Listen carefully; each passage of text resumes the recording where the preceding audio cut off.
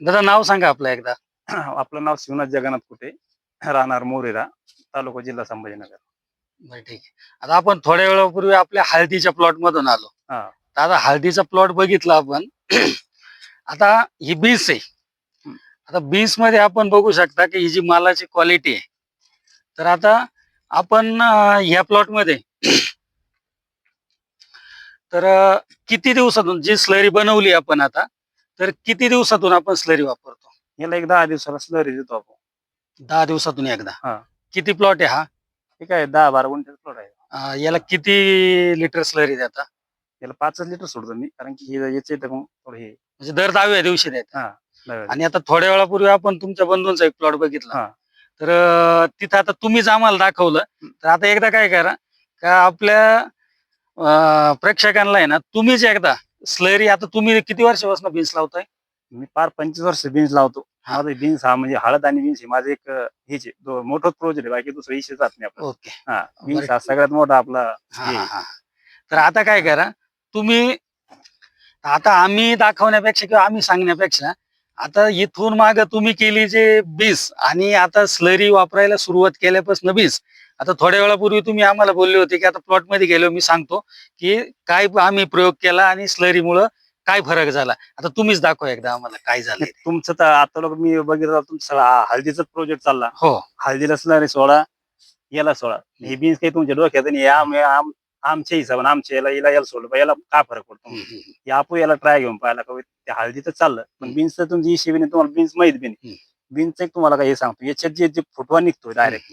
आता हे बघा, हे माल जसा फुल निघला, आता हे तोडल्याच्या नंतर परत याला पाठीमाग फुल लागू राहिले. ओके. हे बघा, आणि माल बघा तुम्ही.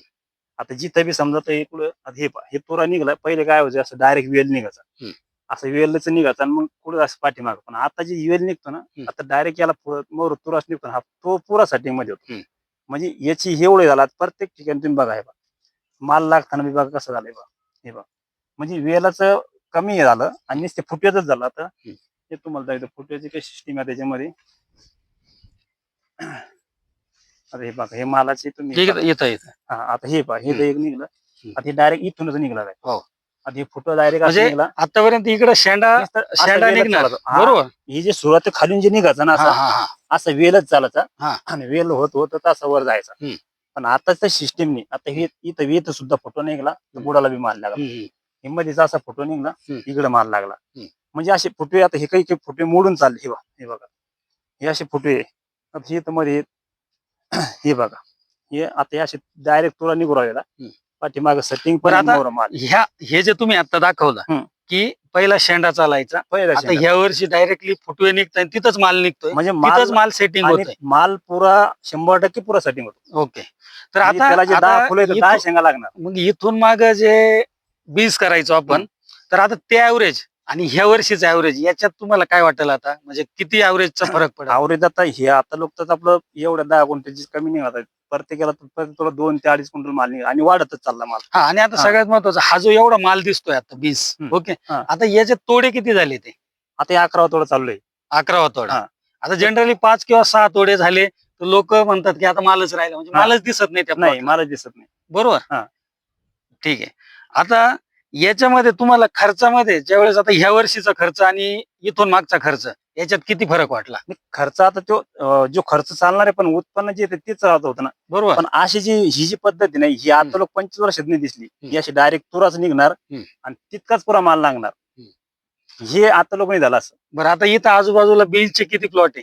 बीन्सचे असे म्हणजे गुडगी लावणार ते आहे, वेली आता 1-2 बाजूच्याच येते. पण आता कन्नड साईडला भरपूर लोक लागते, म्हणजे आम्ही ते जर मी तोडे सांगले ते जितके कसे ते 2 आणि 3 तोडे तर चेक होत त्यांचं.